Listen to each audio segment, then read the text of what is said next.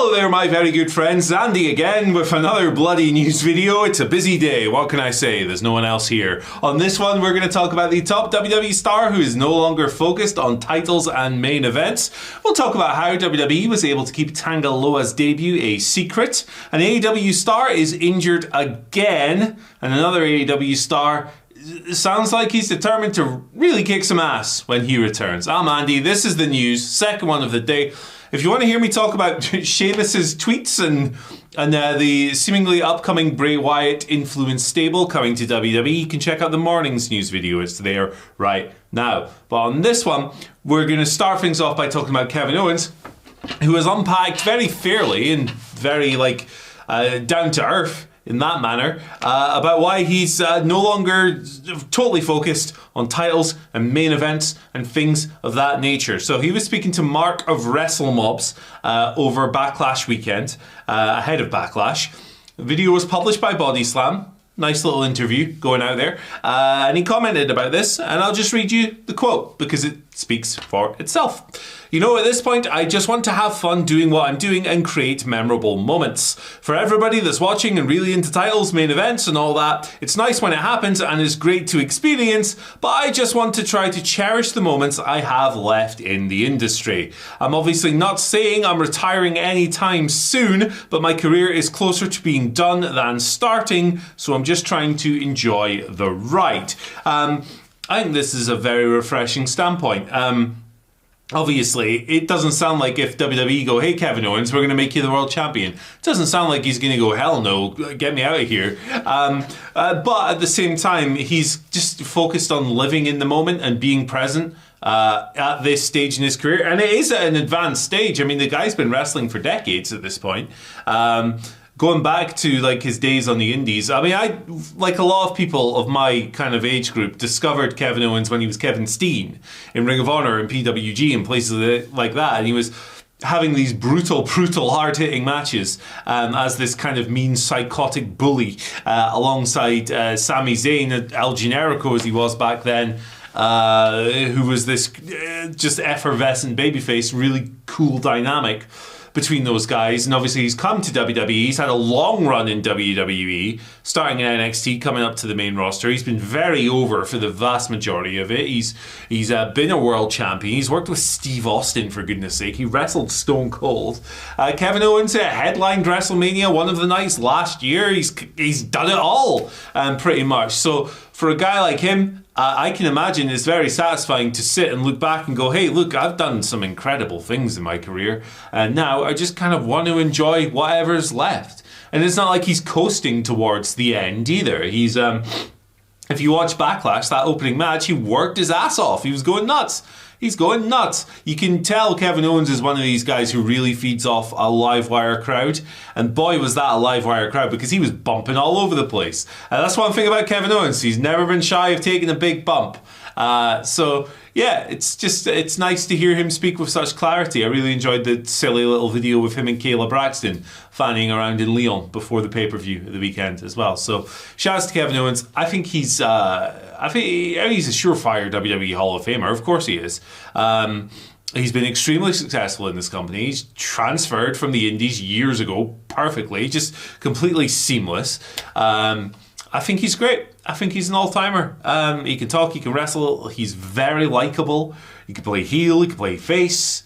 He's awesome. And he's doing some fun stuff with Randy Orton at the moment. Opposite the Bloodline, of course, at Backlash. We'll see if that rivalry continues. Maybe it will after the arrival of Tanga Loa in that match. Kevin Owens had the match won until Tanga Loa interfered, the former Camacho coming back to WWE. By the way, if you want to know a little bit more about him, we published a video last night. It was 10 things WWE fans need to know about Tanga Loa. So you can check that one out if you want to get more of an understanding of who he is and how he might fit into the Bloodline going forward. Guerrillas of Destiny, all that stuff. Right, let's talk about him a little bit more. His debut was a total surprise at Backlash. I think a lot of people, myself included, were expecting a Jacob Fatu, who did not show up. Instead, when Kevin Owens looked like he had the match won, it was Tanga Loa who came, interfered, all of that stuff. He was posing with the Bloodline afterwards. Paul Heyman was kind of like, I can't control these guys. What am I going to do? They had a little backstage confrontation with Jey Uso. But the main reason that nobody expected this was because it hadn't been made public that Tanga Loa's New Japan contract had expired, and nobody knew he was a free agent, apart from the company and the man, it seems. Now, Dave Meltzer spoke about this on Wrestling Observer Radio. Tama Tonga, of course, everyone knew he was going to WWE. That was reported several months in advance. Dave Meltzer said this on Tanga Loa. Tanga Loa's deal and Tama Tonga's, New Japan deals, were actually together. It's just that with Tanga Loa, it didn't get out because New Japan never announced his contract expiring and they never gave him a farewell. WWE obviously never announces anything like this, but this is not like something from the last 2 weeks. The deal was decided on months ago. So it's been in the works for ages, several months. It wasn't just a last minute thing. But very interesting to see the contrasting approaches there, because Tama Tonga, a more significant player in New Japan history, he'd been there forever, he'd had singles titles reigns, a really good match with Shingo this year in particular, but he had a proper farewell, as he should have. He's the founding Bullet Club member pretty much. And think of the legacy of that stable and everything else. So I guess that part of it makes sense. No farewell for Tanga Loa. He's back in WWE for the first time in a long time. He was Camacho there previously, of course. Yeah, it'll be interesting to see if this bloodline thing keeps growing. Of course, if Fatu does show up, he fits quite nicely into there. He's a chaotic dude. He fits that kind of rogue attitude that the group seems to be going for. And then Roman's off TV, he can come back in. Jimmy's off TV, he can come back in. Obviously, on the opposite side for Jimmy and Roman, you'd imagine. What's The Rock gonna do? Who the heck knows? It'll hopefully give the whole saga a new lease of life, perhaps. I don't get the impression that many people are tired of this stuff. It is obviously, you can like what you like and dislike what you dislike, that's fine. But I don't get the impression that the majority of the audience is fed up with this stuff, and even if they are, maybe they look at this new wrinkle, this new group of people and go, hey, this is cool, I want to invest in this. Actually, you know what? Let me know in the comment section below. You still into the bloodline? What do you think of the new recruits? You want to see Jacob Fatu show up? Do you want to see Roman Reigns and the Usos reunite as baby faces? Throw it all down in the comment section below. Let's get a discussion going. Now, let's talk about poor Rey Fenix.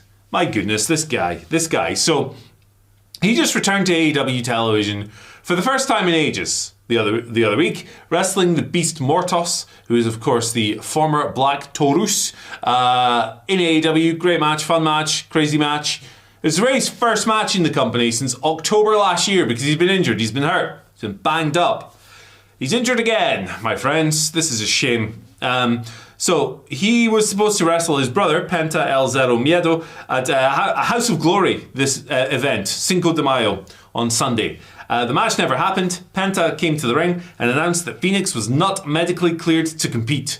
So that match was off. Instead, Penta had a match with Laredo Kid, and that was the main event of the show. No Phoenix versus Penta there.